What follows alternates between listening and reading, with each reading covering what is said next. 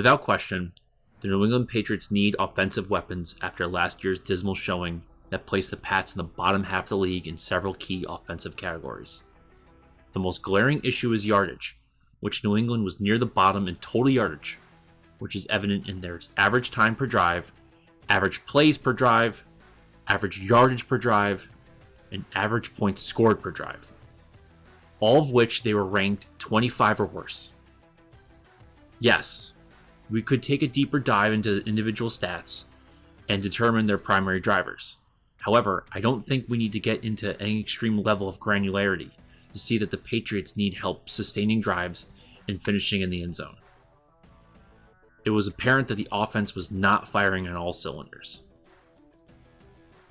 One of the more glaring issues was the lack of high-powered targets for Mac to throw to.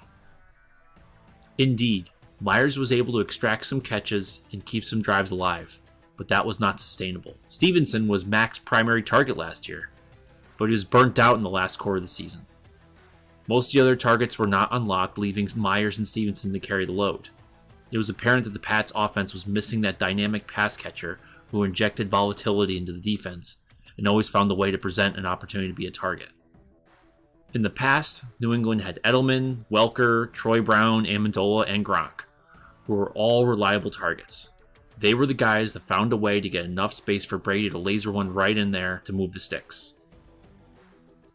Not only were these guys reliable, but they had that big play potential as well. What is more, all of these guys played out of the slot. In some cases, these guys changed how the slot position was viewed. Now, the best receivers in the game are either slot receivers or wideouts who can play in the slot. What is my point? Who was the Patriots' top slot target last year? Myers?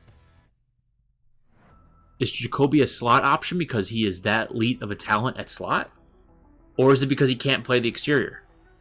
Or is it because no one else can play the slot? Don't get me wrong, I love Myers, and he has a knack for getting open and has reliable hands. But he doesn't offer that big yak threat that keeps defensive coordinators up at night. I believe the Patriots should really consider revitalizing the slot position and take Jaxon Smith-Njigba in the first round of this year's NFL Draft. JSN is not only one of the best wide receiver prospects in the entire draft, he is the best slot receiver, possibly the best slot receiver in several years. First, I will provide a brief background on JSN and his college career. Then I will defend why I think he is the best slot candidate in this year's draft. In addition, I will discuss why the Patriots should contemplate JSN at 14. Finally, I discuss some of the risks and reasons why the Patriots might consider another player in the first round. In high school, JSN amassed 5,346 career receiving yards, 82 touchdowns in 42 games. Yeah, do the math there. Following high school, JSN played 3 years for the Buckeyes, and as a freshman, he played in 7 games, made 10 receptions for 49 yards for an average of 4.9 yards per reception, with 1 touchdown and a QB rating when targeted of 107.5. Now, in his sophomore campaign, he was incredibly impressive, where in 13 games he yielded the best single season for a receiver in Big Ten history, as he accumulated 1,606 receiving yards, 9 touchdowns, and a QB rating when targeted of 141.8. Yes, 141.8 from the slot. That season comprised of the historic Rose Bowl performance where he caught 15 passes for an FBS Bowl record of 347 yards. He also set the single-season receiving record for Ohio State with 1,606. Keep in mind he did this while playing with 2 future first-round draft picks in Wilson and Olave. Unfortunately, his junior year was incomplete due to a bad hamstring injury that only allowed him to play portions of just 2 games. Still, that didn't hinder his draft stock that much, and he remained in the top 3 ranked receivers on the board. And if you've watched JSN play, you know why. JSN is an incredibly smooth route runner with fluid hips that allows him to utilize his exceptional agility that makes him an absolute prototype slot receiver, who is just as dangerous moving in laterally as in vertically. He has a knack for getting open. His ability to grab the ball out of the air is unrivaled. He has soft hands and his ability to locate and track passes that has yielded that 141.8 QB rating. And he is not thin-framed as a slot receiver, so he can contribute to blocking, and he has the strength to beat the press and muscle out of tackles. JSN is dangerous anywhere on the field and has the potential to play on the exterior thanks to his ability to get separation down the sideline or over the middle on crossing routes. He does a great job tracking the ball downfield and has the physical attributes to go up in contested catch situations. He even has the deep threat capacity thanks to his ability to track the ball over the shoulder and secure the ball without breaking stride. At the Combine, Smith-Njigba did not run a 40, but he did, however, crush both the 3-cone and shuttle drills.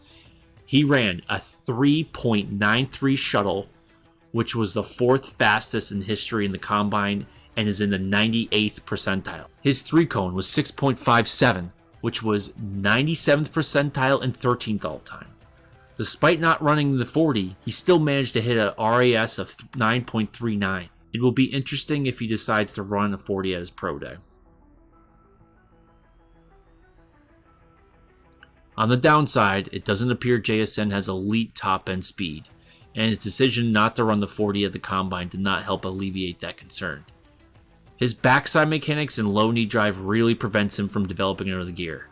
You can tell he's heavily reliant on lateral force development to pull him along rather than relying on ground reactive forces to spring him along. Not the very best way to move fast, and also certainly not the best way to prevent running hamstring injuries. This is not a deal breaker, but we shouldn't expect him to bust through the top of the defense and be injury free. Despite my bullish view on Jaxon Smith-Njigba and his upside potential for the Patriots, I have to concede the likelihood of Bill picking JSN with the 14th pick is pretty slim. The Patriots desperately need dynamic offensive targets that inject volatility into a defense. However, one could argue that the offensive line is in worse shape than the pass catchers. New England's line was brutal last year, and they will most likely need a plug-in tackle in this draft. Unfortunately, the offensive tackles are arguably some of the best players in the draft, so those plug-in players will really start to thin out in the second round. I'm not sure if Bill is going to take a chance at missing out top talent at such a critical position. The other scenario that might deter the Patriots from picking JSN is the possibility they might pick up a top receiver in free agency or with a trade. There are some rumors about DeAndre Hopkins and T. Higgins. Yes, adding those guys doesn't exactly mean JSN is out, but New England still has other priorities to take care of. The third scenario is that New England resigns Jacoby and he is still the slot. Now, I think JSN can play beyond the slot, but retaining Myers would make drafting a receiver less a priority. Another point to consider is the fact that Bill is not historically keen on drafting receivers in the first round. Admittedly, I don't think this is just a character trait for Bill, but it's obvious that he gives other positions a higher valuation. Finally, there's a strong likelihood JSN is not there at 14. He is one of the best players in the draft and would help any team. What is more, this year's QB class is incredibly weak, so there might be some teams who see JSN as a rare talent that is too valuable to pass by. I will admit, there are several other talented slot receivers in this draft. In fact, I believe most of the top receivers are slot receivers. I like Zay Flowers, Josh Downs, Tank Dell, Tyler Scott, and Trey Palmer, so it's not exactly JSN or bust in this draft. Most of these guys are great slot candidates that could be day one starters for the Patriots. However, for me, JSN just has an edge on all these guys in some way that puts him at the top of the board for slot receiver. There's always a risk in taking a receiver in the first round, but I don't see any serious risk in taking JSN at 14, minus the fact he doesn't appear to be a true burner downfield, which is not exactly at the top of the list for what the Patriots need in a receiver anyway.